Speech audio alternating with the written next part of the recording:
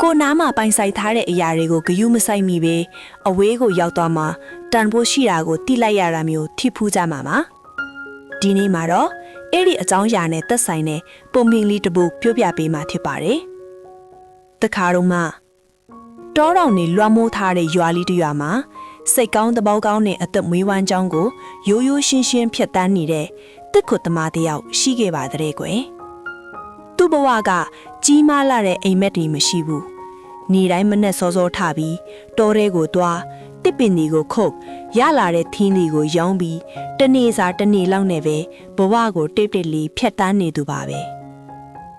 တနေ့မှာတော့တစ်ခုသမားဟာအရင်လိုပဲထင်းခုတ်ဖို့အတွက်တောထဲဝင်လာခဲ့တယ်ဒါပေမဲ့အဲ့ဒီနေ့မှာမိုးပုံအောင်ဖက်နေပြီးလမ်းတွေကလည်းမတိမတာပြောင်းသွားလို့သူမျက်စိလဲပြီးတော့အသွေးပိုင်းနက်နက်ထဲကိုမတိမတာဝင်သွားမိခဲ့တယ်လမ်းပြောင်းနေစဉ်မှာတစ်ပင်အကြီးတစ်ပင်အောက်ကိုရောက်လာတော့တစ်ဖက်တနေရာမှာတဖိတ်ဖိတ်တောက်ပနေတဲ့အရာတစ်ခုကိုသူတတိထားမိလိုက်တယ်နီးနီးကက်ကက်သွားကြည့်လိုက်တဲ့အခါဒဏ်ရာရပြီးပြန်နိုင်ခြင်းမရှိတော့တဲ့ငှက်ကလေးတစ်ကောင်ထိနေတာကိုတွေ့လိုက်ရပါတယ်အန်ဩစရာက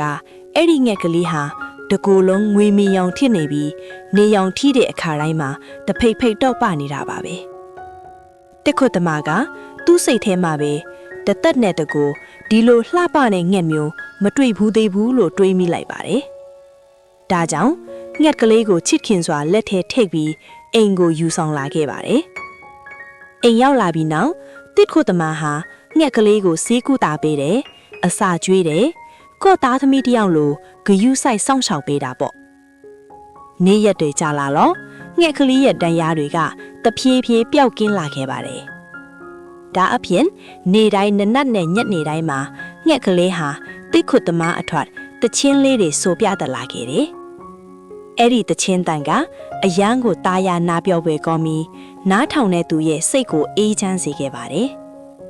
တစ်ခုသမားလည်းအဲ့ဒီအတန်တွေကြောင့်တနေတာပင်မမှုတွေမိသွားပြီးဘဝကိုကျေနပ်ပျော်ရွှင်နေခဲ့ပါတယ်။ဒါပေမဲ့တနေ့မှာတော့အိမ်နီးနားချင်းတယောက်ကအင်ကိုလာလေရင်ငွေတောင်ငှက်ကလေးကိုမြင်လိုက်ပြီးဒီလိုပြောလိုက်ပါတယ်။ဒီငှက်ကလေးထပ်ပိုလာတဲ့ရွှေတောင်ငှက်ကလေးကိုတောနက်ထဲကတနေရာမှာငါမြင်ဘူးတယ်။အတန်ကလည်းဒီထက်ပိုချိုတယ်ပိုตายရတယ်လို့အဲ့ဒီစကားကိုကြားလိုက်တဲ့အချိန်မှာတစ်ခုသမားရဲ့စိတ်ထဲမှာမတိမတာအပြောင်းလဲဖြစ်လာခဲ့ပါတယ်။ငွေတောင်ငှက်ထက်ပိုလာတဲ့ရွှေတောင်ငှက်ဆိုတာတကယ်ရှိသေးတာလားလို့တွေးမိလာခဲ့ပါတယ်။အဲ့ဒီနေ့ကစပြီးငွေတောင်ငှက်ကလေးဆိုပြတဲ့တခြင်းတွေကိုအရင်လိုစိတ်ဝင်စားမှုမရှိတော့ပါဘူး။စိတ်ထဲမှာမမြင်ဘူးသေးတဲ့ရွှေတောင်ငှက်ကလေးကိုပဲတန်းတာမိခဲ့ပါတယ်။မျက်နှာလည်းမตาမယာဖြစ်လာပြီးပျော်ရွှင်မှုတွေကတဖြည်းဖြည်းပျောက်ကွယ်သွားခဲ့ပါတယ်။တနေ့ညနေခင်းမှာနေဝင်စည်းစာအချိန်မှာရွာလေးကအယမ်းကိုလှပနေခဲ့တယ်။တစ်ခုသမားက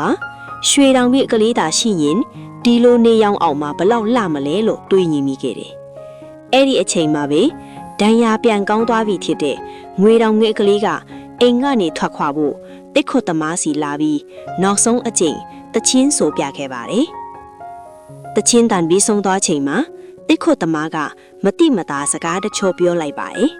။နေ့အတန်ကကောင်းပေမဲ့ရွှေတောင်ငှက်ကလေးလောက်တော့မမီနိုင်မှုထင်နေ။အဲ့ဒီစကားကိုကြားပြီးငှက်ကလေးကဘာမှမပြောပဲကျေးဇူးတင်တဲ့အနေနဲ့တစ်ခုသမားကိုသုံးချိန်လွှဲပေါက်ပြန်သွားပြီးနေရောင်စီကိုပြန်သွားခဲ့ပါတယ်။အဲ့ဒီအချိန်မှာပဲနေရောင်အောက်ကိုရောက်သွားတဲ့ငှက်ကလေးရဲ့အမွေးအတောင်တွေကတဖြည်းဖြည်းရွှေတောင်အဖြစ်ပြောင်းသွားတာကိုတစ်ခုသမားအံ့ဩစွာတွေ့လိုက်ရပါတယ်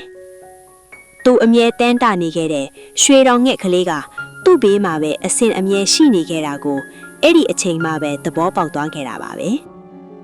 ကို့နောက်မှာရှိနေတဲ့အရာတွေကိုတန်ဖိုးမထားမိပဲမရှိသေးတဲ့အရာကိုတန်းတနေမိတယ်။တစ်ခုသမားလိုပဲနောင်တရက်တတ်ပါတယ်။မိဘတွေမိတ်ဆွေကောင်းတွေချစ်သူတွေလင်မယားတွေကိုအနားမှာရှိစဉ်ကပဲတန်ဖိုးထားနိုင်ကြပါစေ။အဝေးရောက်သွားမှနှမျောနေရတဲ့ဘဝမျိုးမထစ်ကြပဲနဲ့နော်။ပုံမြင်လေးကတော့ဒီမှာပဲပြီးပါပြီရှင်။ပုံမြင်လေးတွေကိုနှစ်သက်တယ်ဆိုရင် channel လေးကို subscribe လုပ်ခဲ့ကြပါအောင်ရှင်။ နောက်ထပ်ပုံပြင်လေးတွေကိုလည်းကြည့်ရှုနားဆင်ပေးကြပါအောင်ရှင်။